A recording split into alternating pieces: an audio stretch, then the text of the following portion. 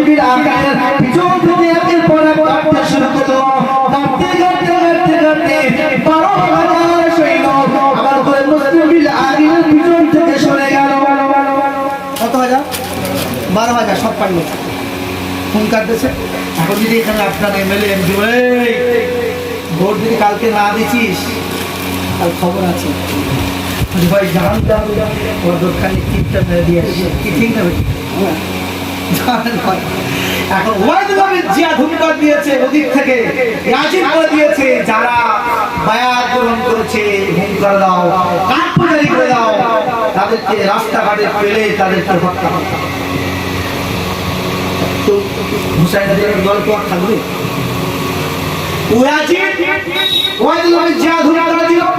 এদিকে মুসলিমরা আকিয়ার সাথে তারা সকলে পালিয়ে গেছে। আমার ঘরে কাটতে কাটতে কাটতে কেটে দিলেন। আমার ঘরে হুজুরকে শহীদ করলেন। আল্লাহর রাসূলের খলিফার টুকরি হযরত হুসাইন রাদিয়াল্লাহু তাআলা মুসলিমরা রাদিয়াল্লাহু তাআলা হুজুর বললেন ও আল্লাহ বিন জিয়াদ শোনেন আপনি কুফার অবস্থা ভালো আপনি চলে আসেন। ওদিকে হুসাইন রাদিয়াল্লাহু তাআলা যখন শাহাদাত করিয়ে যখন আমার ঘরে মক্কা থেকে যখন কুফার দিকে রওনা দেবে রাসূলুল্লাহ কিন্তু সাহাবী জলিল কদর সাহাবী সাইয়েদনা আবু আব্বাস রাদিয়াল্লাহু তাআলা যাকে রাসূল ওয়াসিম বলা হয় রাসূলুল্লাহ খলিফার টুকরি হযরত আব্দুল্লাহ ইবনে জুবাইর রাদিয়াল্লাহু তাআলা রাসূলুল্লাহ খলিফার টুকরি হযরত আব্দুল্লাহ ইবনে ওমর রাদিয়াল্লাহু তাআলা এই সমস্ত সাহাবীরা বললেন ও রাসূলুল্লাহ খলিফার টুকরি হুসাইন আপনি কোথায় যাবেন বলেন। হুসাইন রাদিয়াল্লাহু তাআলা মুফার কাছাকাছি চলে গেলেন। ওয়াইদুল্লাহ বিন জিয়াদ সৈন্য পাঠিয়ে দিলেন। ওয়াইদুল্লাহ বিন জিয়াদ বললেন আল্লাহ রাসূলের খলিফার টুকরি হুসাইন এই মোমেন্টে ইয়াজিদকে খলিফা বলে যদি মেনে নেন তাহলে ভালো বায়াত গ্রহণ করে ফেলেন নাহলে কিন্তু আপনার আর রেহাই নাই। আল্লাহ রাসূলের খলিফার টুকরি হুসাইন রাদিয়াল্লাহু তাআলা সঙ্গে নিয়ে তিনি মক্কা থেকে কুফা রওনা দিলেন। কতজন? 150। হুসাইনের সঙ্গে কতজন আছে? আজিজ লোক পাঠিয়ে দিয়ে বলছেন দেখো এখন যদি আজিজের হাতে বায়াত গ্রহণ করতে যাও তাহলে তুমি ইয়াজিদকে খলিফা বলে মেনে নাও। এখন তো যুদ্ধ শুরু হয়ে যাবে। আল্লাহ রাসূলের খলিফার টুকরি হুসাইন রাদিয়াল্লাহু তাআলা হুজুর বললেন ও ইয়াজিদের লোকেরা ও ওয়াইদুল্লাহ বিন জিয়াদ আমরা তো মক্কা থেকে কুফা এসেছি আমরা তো ইচ্ছাকৃতভাবে আসি না। কুফাবাসীরা একটা নয় দুটো নয় 150 খানা চিঠি আমাদেরকে পাঠিয়েছে। আমি হুসাইন আমাকে বায়াত গ্রহণ করার জন্য আহ্বান জানিয়েছে যার জন্য আমি মক্কা থেকে কুফা এসেছি। এখন শোনো শোনো না ওয়াইদুল্লাহ বিন জিয়াদকে হত্যা করে ইয়াজিদকে আমরা খলিফা বলে মানতে পারি না। আল্লাহ রাসূলের খলিফার টুকরি হযরত হুসাইন রাদিয়াল্লাহু তাআলা তিনি বললেন ও ওয়াইদুল্লাহ বিন জিয়াদ আমার 3টি শর্ত রয়েছে এই 3টি শর্ত যদি মানতে পারো তাহলে আমি এখান থেকে ফিরে চলে যাব।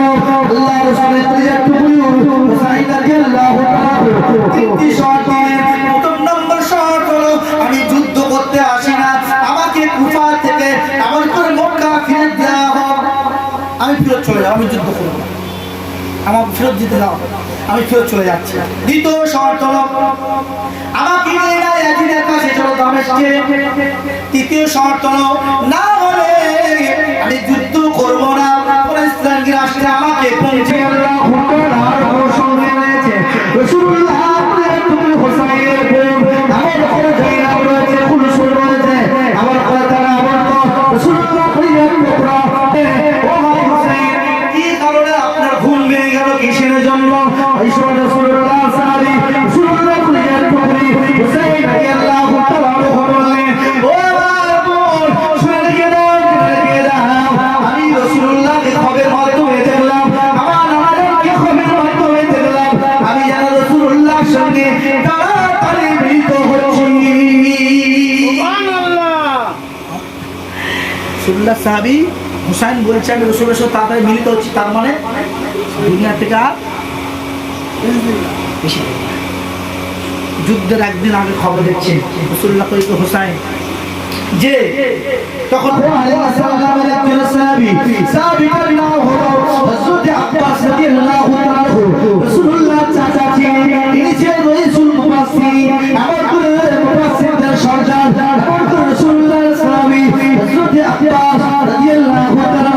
হুজুর আমার ওই কারবালার যুদ্ধের আগের দিনে হুজুর আমার দুপুর বেলা খাওয়া দাওয়া শেষ করে পাইলা করছে, বাবা পাইলা করছে, দুপুরে বিছানা আরাম করছে, হঠাৎ তন্দ্রা এসে গেল।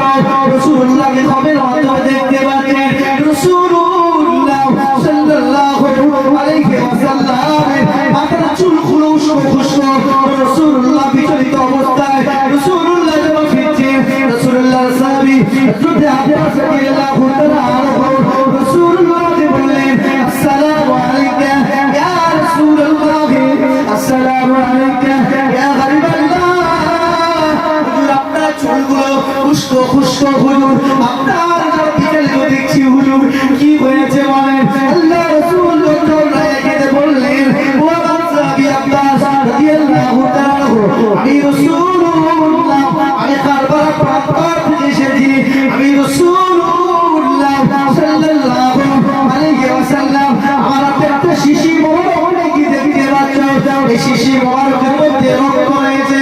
আমি রাসূলুল্লাহ সাল্লাল্লাহু আলাইহি ওয়াসাল্লাম আমি আমার কলিজার টুকরো রাখি শাহাদাতের রক্তগুলোকে নিয়ে আমি এমন করে জোয়া করেছি বোতলের মধ্যে, আমি রাসূলুল্লাহ বিকালে ধরেছি।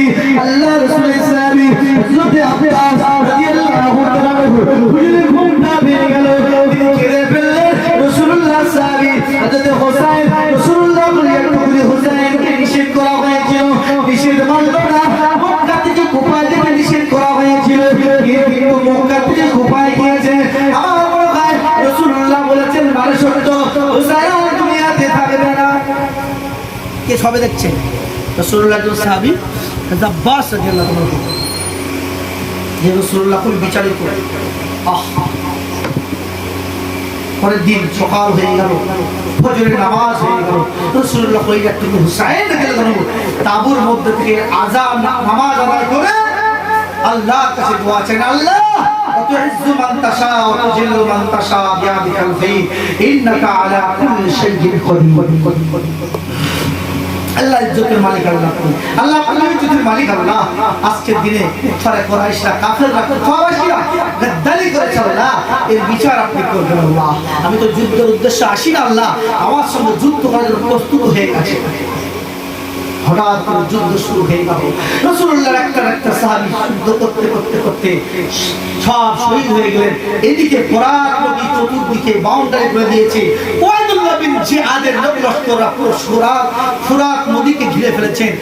অর্ডার জারি করে দিল যে হোসাইন রাদিয়াল্লাহু আহলদের এক ফোঁটা পানি দেওয়া যাবে না, এক ফোঁটা পানি দেওয়া যাবে না। ফোরাত নদীকে ব্যস্ত করা হলো। রাসূলুল্লাহ কইলেন হযরত হোসাইন রাদিয়াল্লাহু একের পর এক শহীদ হয়ে গেলেন। হোসাইন রাদিয়াল্লাহু একটি ছেলে যার নাম হল আলী আসগার। রাসূলুল্লাহ সাহাবী হোসাইনের কলিজার সন্তান আসগারকে নিয়ে পানি পিপাসা কাটাচ্ছেন, আর রাসূলুল্লাহ সাহাবী হোসাইনকে কোলে করে নিয়ে ফোরাত নদীর কাছে গিয়েছিল পানির আশা। কিসের জন্য? বাচ্চা পানি খাবে, মাসুম বাচ্চা। ফোরাত নদী চতুর্দিকে জারি করে দেওয়া হচ্ছে, হোসাইনকে পানি দেওয়া যাবে না।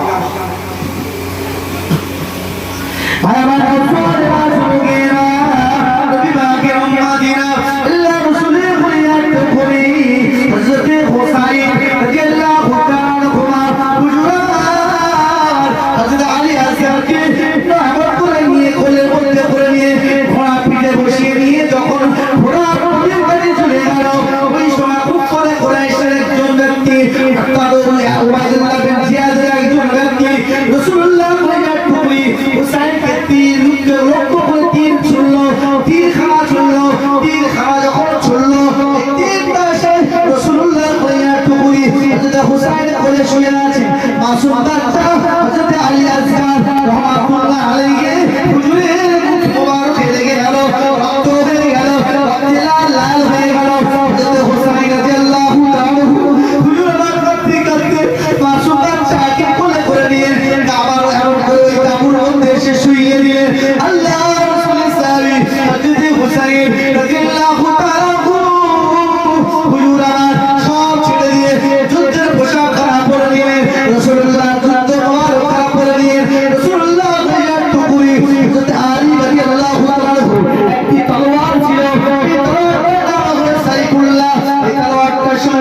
দিলেন রাসূলুল্লাহ পাগড়ি মোবারকটা পরে দিলেন আল্লাহ রাসূলের কলিজার টুকরি হযরত হুসাইন রাদিয়াল্লাহু তাআলা হুজুরের আপনি করে যুদ্ধের ময়দানে ঘোড়ার উপরে সওয়ার হয়ে ছেড়ে পড়লেন কারবালার প্রান্তে যুদ্ধ শুরু হয়ে গেল একের পর এক ইহুদিদেরকে অর্থাৎ কুফারে কুরাইশদের কাফেরদেরকে কুফাবাসীদেরকে শহীদ করছেন এমন করে জাহান্নামে পাঠিয়ে দিচ্ছেন আল্লাহ রাসূলের কলিজার টুকরি হুসাইন রাদিয়াল্লাহু তাআলাকে আল্লাহ পাক এত ক্ষমতা দিয়েছেন 100 যুবকের ক্ষমতা আল্লাহ পাক হুসাইনের শরীরে আল্লাহ দিয়েছেন বলেন সুবহানাল্লাহ আর একটু জোরে বলেন সুবহানাল্লাহ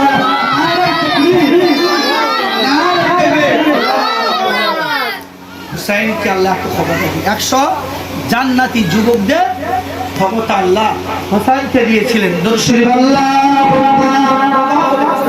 على سيدنا مولانا محمد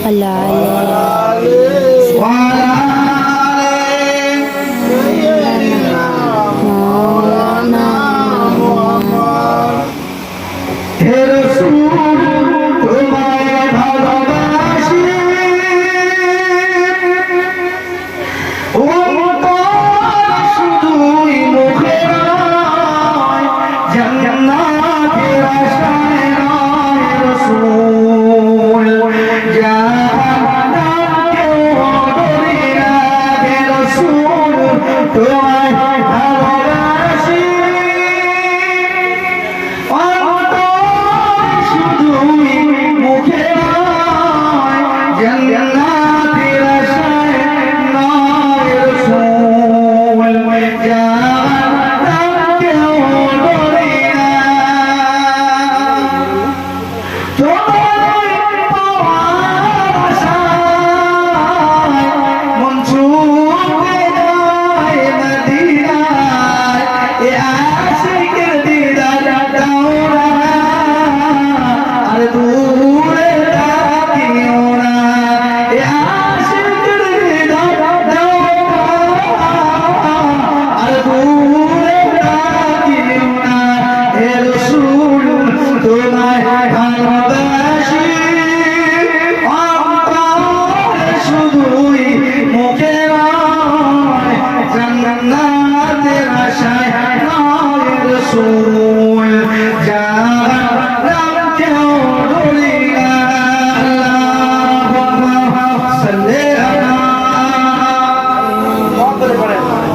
مولانا محمد ওয়া আলা আলিহি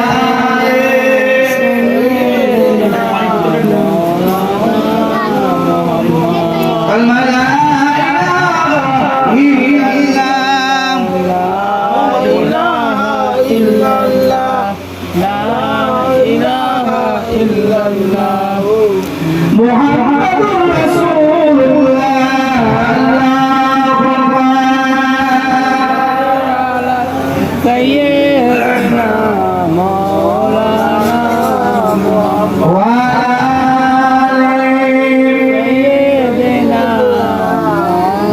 مولانا যে কথা বলছিলাম তাহলে হুসাইন রাদিয়াল্লাহু যুদ্ধ ময়দানে লেগে পড়ে আল্লাহ রাব্বুল আলামিন এত ক্ষমতা দিয়েছেন হুজুরকে 100 যুবক জান্নাতি যুবকদের সর্দারদের আল্লাহ যে ক্ষমতা দিয়েছে ওই যুবকদের ক্ষমতা আল্লাহ 100 জনের ক্ষমতা হুসাইনকে আল্লাহ দিয়েছেন বলেন সুবহানাল্লাহ বাঘের মতন বাঘের বাচ্চার মতন যখন লেগে পড়লেন উবাইদুল্লাহ বিন জিয়াদের লোক লস্করের সৈন্যরা তারা ভয়ে সব কাঁপতে শুরু করলো কে লেগে পড়ছে বাঘের বাচ্চা হাতে রয়েছে আলী রাদিয়াল্লাহু তাআলা এমন করে একের পর যখন আসছেন কুরাইশ কুফাবাসী আসছে যখন যুদ্ধ করতে হুসাইনের সাথে হুসাইন রাদিয়াল্লাহু একের পর এক যুদ্ধ করতে করতে সবাইকে জাহান্নামে পাঠিয়ে দিচ্ছে কম বেশি কিতাব এসেছে হুসাইন রাদিয়াল্লাহু কম 35 জনকে তিনি যুদ্ধ করে তাদেরকে